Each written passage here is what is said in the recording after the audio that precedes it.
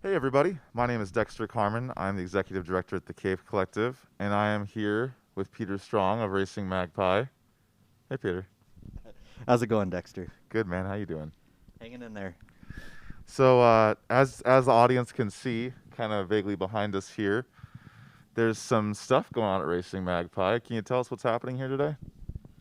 Well, today is New Year's Eve 2020, and we're clearing out of our building for now. We're preparing for a an evolution in 2021, and but the first step of that is to clear out of this building that we've been in at AB's Feed and Seed for the last 5 years. Kind of the beginning of that Magpie legacy, I think. And so today is our final day of our lease, and we're just kind of putting the finishing touches on getting out of the building and um, going into storage for a couple months. The hibernation phase Yeah, pretty before much the, the the COVID hibernation. yeah, I think a lot of nonprofits and arts organizations are familiar with the COVID hibernation right now. So for those who don't know, the Cave Collective, we are a music organization here in Rapid that has expanded out to kind of using cultural events to create societal change. And I met Peter about 2 years ago, and Peter has served as a mentor of sorts to me and numerous other artists and creatives and nonprofit organizers over the last 5 years here at Racing Magpie, but well before that. Can you kind of tell us about some of the experiences and thought processes that led to the formation of Racing Magpie? Yeah, I can give you the. Let me kind of give you the Cliff's notes of the history. So I moved to South Dakota in 2005, 15 years ago now, to be the director at the Heritage Center at Red Cloud Indian School in Pine Ridge. And while I was there, we did some really cool stuff. Mary Bordeaux was the cataloger and then the curator, and somewhere in the mix there, we got married and have a family now, and continued to work together. And we've done a lot of work with Native artists and nonprofit work in the arts since then. But somewhere in the like all along, we had felt like there was a need for some kind of space for Lakota people specifically, but Native people in general, to feel ownership and welcome in specifically in downtown Rapid City, but in Rapid City at all.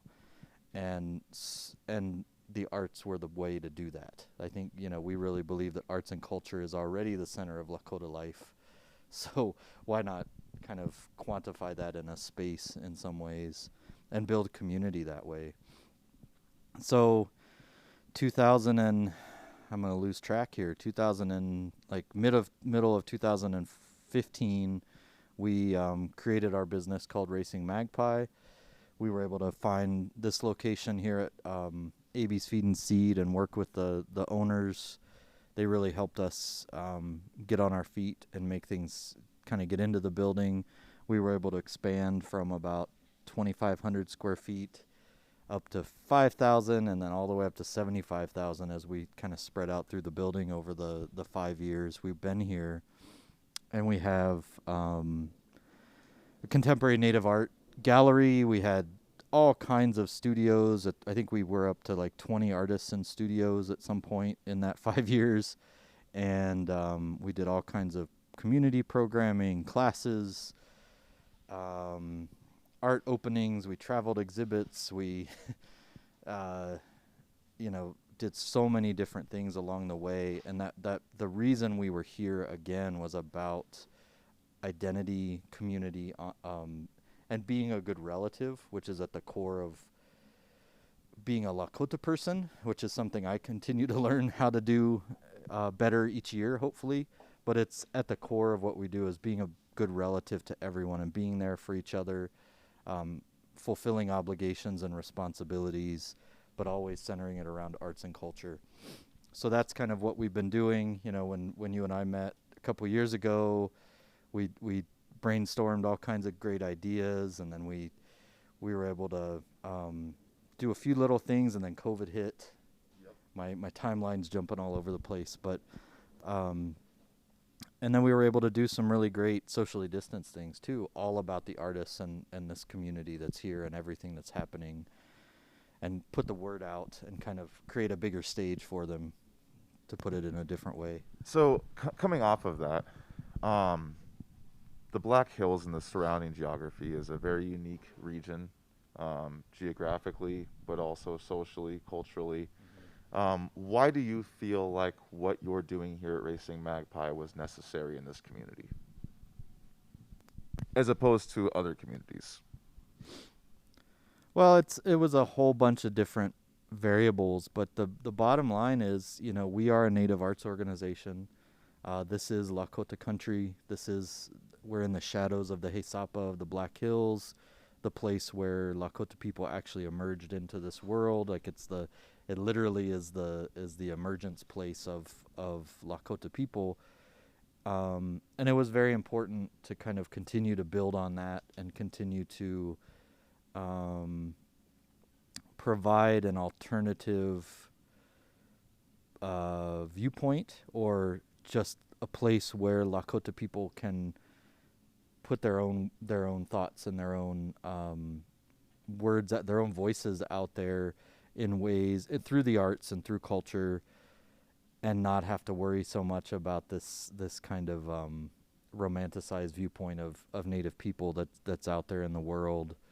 And so it's about authenticity. It's about realness, and about understanding that being Lakota is not one thing either. It's so many things all around this idea of being a good relative, and the way people interact with each other. So I think the location is so important. I mean, this land is Lakota land, and it's stolen Lakota land. And so how do we figure out ways to push back against that in not always positive, but definitely proactive and hopefully community building ways, as opposed to community tearing apart ways.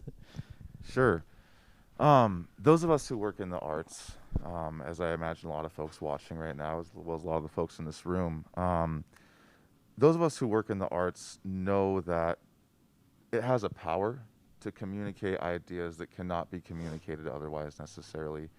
Um, to create social change, it's not just visually pleasing, it's not just emotionally pleasing, but it can make a real difference in our society. Um, I'm sure that there's numerous exhibits and experiences over the last 5 years here at Racing Magpie that stand out to you. Are there a couple you can think of off the top of your head that you felt were really affecting or changed the way that you view the purpose of the arts in society? Well, yeah, I mean, it is hard to narrow it down. I mean, number one, it was watching every single artist that was in here, and understanding and trying to build the access to process as much as the finished product. Um, and I'm going to take a step back with your question. And what I've learned working in Lakota communities and Lakota or Native art in the field for 15 years now is that art is not necessarily a separate thing. Culture is, and art is almost it's a byproduct, or it's a result of the way people interact with each other and support each other and communicate with each other. Art and is a part of that. So it's almost like that's a way we try to go about it, is to say put people together, put creativity and put community first, and then create some pathways through the arts, through what we in English, right, and in America call the arts, so music and painting and everything, but include food and include spirituality and include all those things that go along with it. So I would just like add that to your question, is like we tried to take the way I understand and the way Mary knows as being Lakota, what that means as a Lakota person, and create a space around that. And it still is, art becomes this open door for people to come in and then start a conversation, and go beyond that. Right? We've seen so many people who've never met before, even in our small community, come together in our building and get to know each other, or like there's a spark that they really latch onto and something else happens. We've seen partnerships and projects come out of this that might never have happened, or might have happened in a different way had Racing Magpie not been here. So that was my big, long, kind of rambling setup. But I will say one of my favorite exhibits was Mary co-curated with Layli Long Soldier and Clementine Bordeaux. They co-curated an exhibit called Mitakoye Oyasin, Responsibilities and Obligations. I think I got that flipped. But it was an exhibit to go deeper into that phrase, that Lakota phrase, Mitakoye Oyasin, that's often used, taken out of context, out of the conceptual language of Lakota, and turned into more like an amen at the end of a prayer, or a way for non-native people to say, well, yeah, we're all related, right? Like, yeah, we're cousins. It's like the next namaste. Yeah, there's something to that. And so they wanted to do in a Lakota way. They reached out to elders. They also wanted to look at this statement, this phrase, from a female perspective, or a non-male perspective.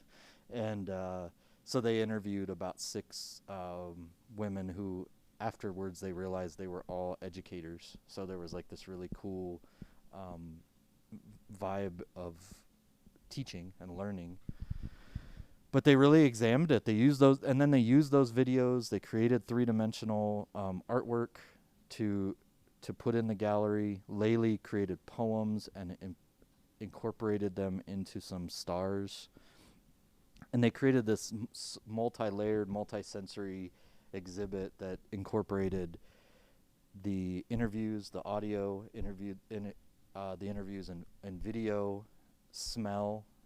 A couple of the things that you put your head inside. Actually, one had sweetgrass in it and one had sage in it. So you're smelling this while you're listening to this understanding about how it's not about we're related. It's that we all have to be relatives, and that there are responsibilities and obligations to being a relative.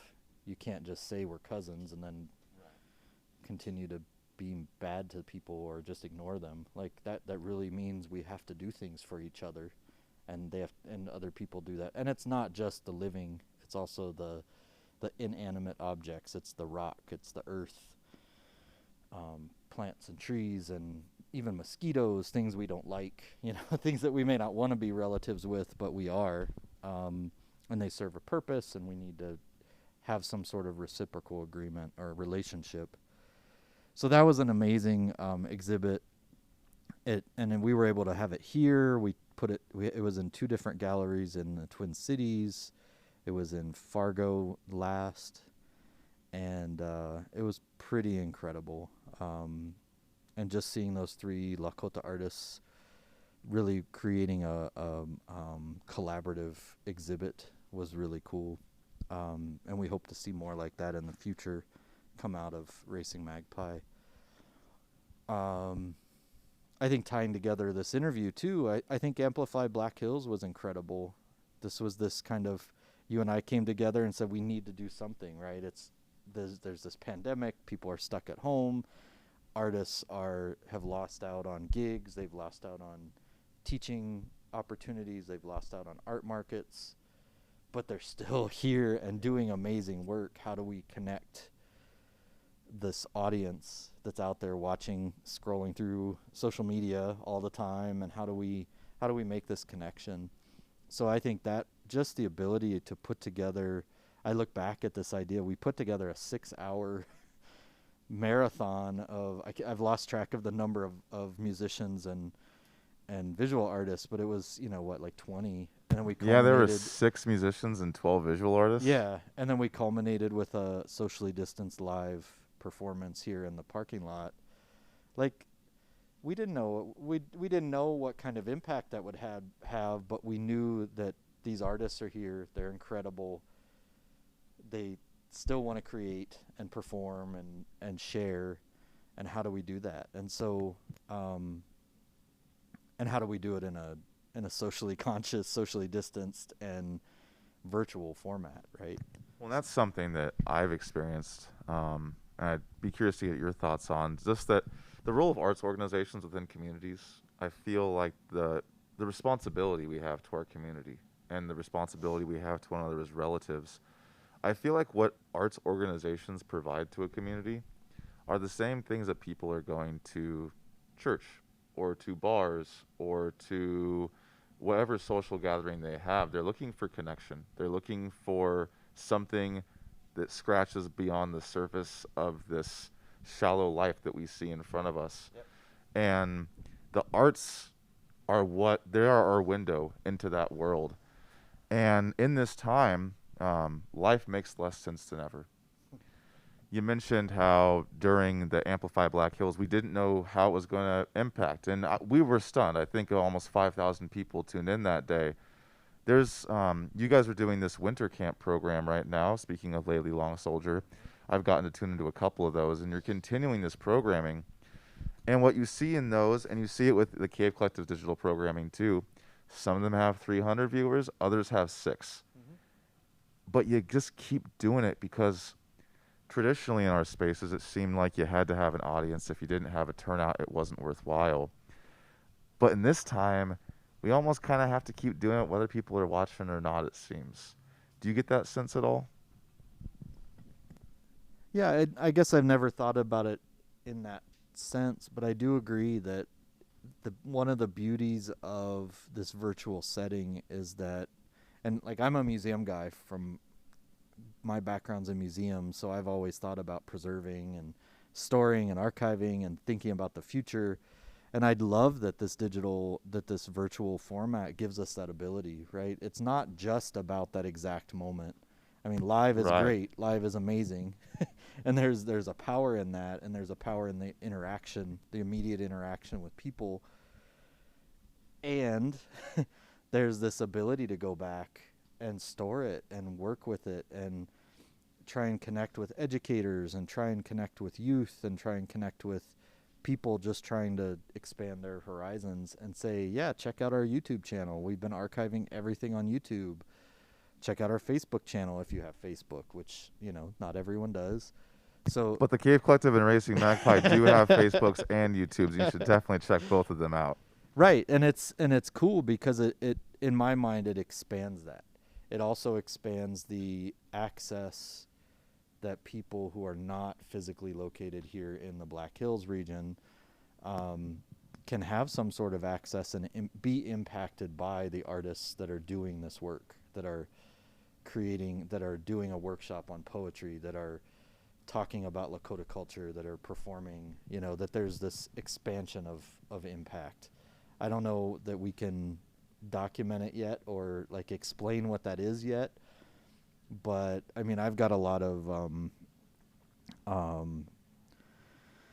anecdotal examples of people that have reached out and told me, I did this and now I feel this way, and there's a lot of anecdotal experience, but I think there's, of all the horrible things that have happened over this pandemic, I think that this is one of the good things that will come out of it is it's pushing arts nonprofits and cultural organizations to finally think differently and finally embrace this new, it's not even that new anymore, but to finally embrace this alternative non-in-person format and figure out and experiment and be creative and continue to move forward and figure out what our audiences like and benefit from, as well as the artists, and like how does it all work together. I think that's one of the good things that's coming out of this too. Well, it's an entirely new paradigm. You see it every arts organization I'm familiar with, from Racing Magpie to the Cave Collective to the Doll, which has been well established for 30 plus years. Usually, in times like this, when someone's dealing with something new and unusual, you can look to someone else and say, hey, when this happened to you, what did you do? We're all in the thick of this together. There's no script. There's no. How do you feel? Have you found yourself reaching out more to other arts organizations as a result of that to try and address perceived deficits or just explore potential collaborations? Yeah, I'd like to think that I was doing that beforehand, but it's in some ways easier to create these partnerships. We did this summer we did a a series of wellness workshops where we partnered with NAMI.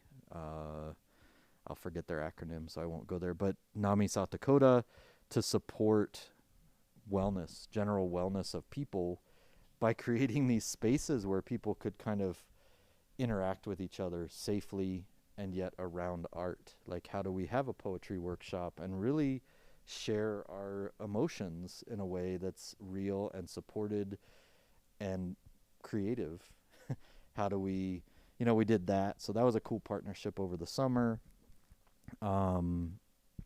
We've continued to partner with Birdcage Bookstore as they moved into their own space downtown. And then Which looks super nice. Yeah. and I also, I do think it's happened more in the last year and in some ways it's been other people reaching out to us. I mean, we immediately jumped on our virtual residency program with the same idea in mind. Like, we had a little bit of cash that we actually raised during my Facebook fundraiser for our nonprofit last year. We're like, I have a little bit of money. How do we get that to artists? So we did these virtual residencies. We had a couple, or at least one organization in Southwest Minnesota reach out and want to do the same thing, but for their community.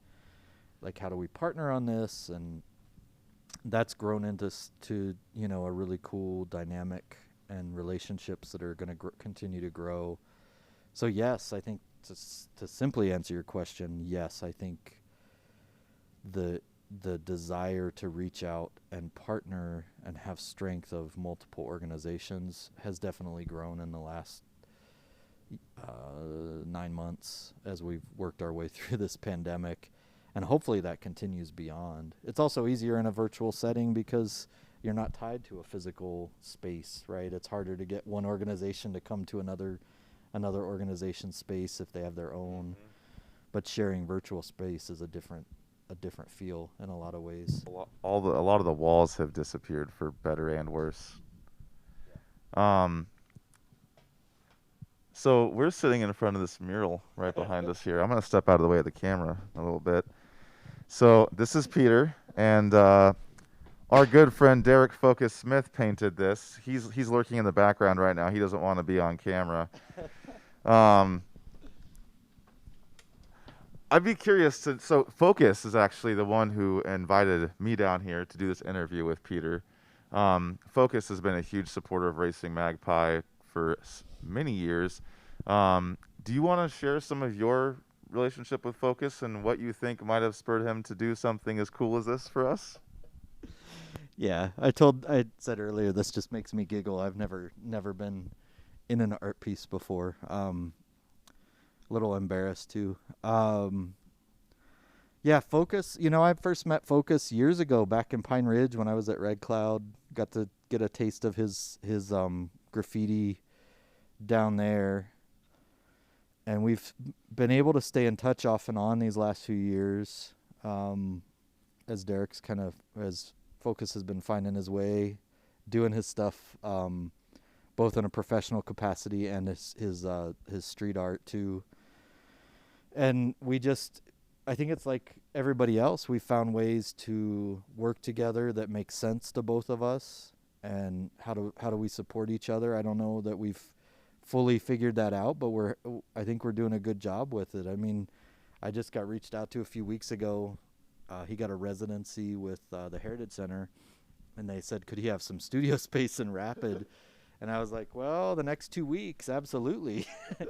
So it's just off camera, like we were able to, he set up a kind of some curtains and has been creating masterpieces in there as well. So I think that there's a really amazing, I think that was the last thing we did together before this was, this great mural on the outside of this building. If you're driving by on Omaha, just look to your south on the AB's Feed and Seed building, and it's just this incredible mural about fatherhood and this important message to our community, and it's really cool looking. And then he was able to bring another artist up from Denver to do a piece in the alley over here on another building. So this really kind of dynamic, creative setup too. Like, how do we make it happen? And Derek did all that himself. Like I just kind of said, here's what I can do, and he made it all happen. So I think that's a relationship that will continue down the road, regardless of physical location, I imagine. He's not saying yes yet. He's still on the fence, I think.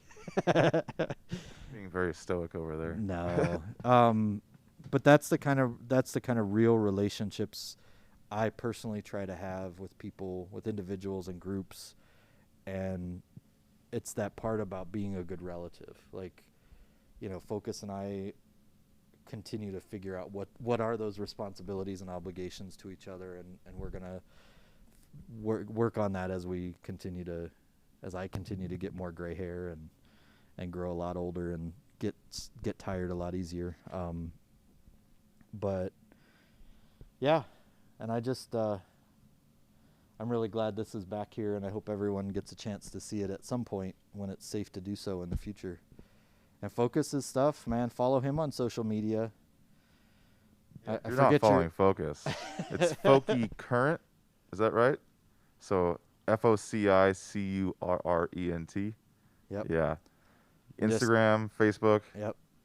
It's good stuff. Keep up with Focus on there, and just see all the kind of things that to me comes out of the blue, all these great things that go up on walls around here and around the country. But I know it takes a lot of planning behind the scenes and things that we don't even know. So yeah, I'm really grateful to be asked to throw a few words out there as well now, and on such a momentous occasion as New Year's Eve and our final day in this building as well. So yeah, this is pretty cool for me to be down here with some of my favorite people and biggest inspirations on this powerful day, coming into what is going to be a very regenerative and exciting new year for us all. Speaking of that, so as you can see, things are being torn out of here. Can you give any hints as to future plans for Racing Magpie? Yeah, and bottom line is we're doing really well. We're good. Everything's good. We've had a lot of people asking us and being concerned about us when they saw the for lease sign pop up on the building. Things are good at Racing Magpie. We're going to continue doing our virtual programming for the next few months we're going to err on the side of caution and be extremely mindful of our community and being safe and the safety of and health of our community. And we are continuing to find a new space for Racing Magpie. We're evolving our physical space. That's something this last year has shown us, is that there's a need for something more, just something different, something more flexible, something more, maybe having some more control and being our own owners of a building would be kind of cool. So we're going through that process now. We also don't want to, I guess I'm being a little vague because I don't want to put anything out into the community and then have it fall through. I want to make sure that it's I don't want to make any commitments to anyone or have anyone have expectations until we're really sure. But I imagine in the next couple months, I'll be able to make an announcement out to the community that we have a new space in mind and that we're looking to have it ready to go once it's safe for us all to come back together.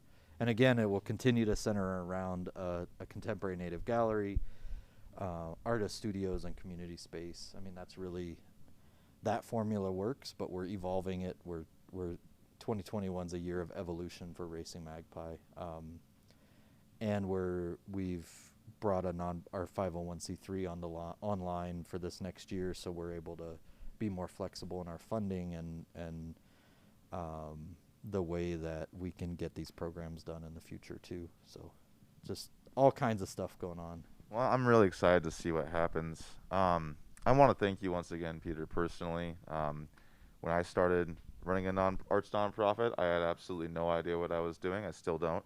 But you've been available to answer questions all along. Like, you really are a resource to this community, to the arts community in the Midwest and beyond, and to those right here. Like, we really appreciate you, man. Thanks. Yeah. It's interesting to hear that kind of blows my mind. I never thought of it that way. So thank you very much. And we just hope to keep meeting people and supporting each other, and building community in all the ways that means, not supporting the divisiveness that's out there in the community or in the world, but how do we have real impact in our local community as well.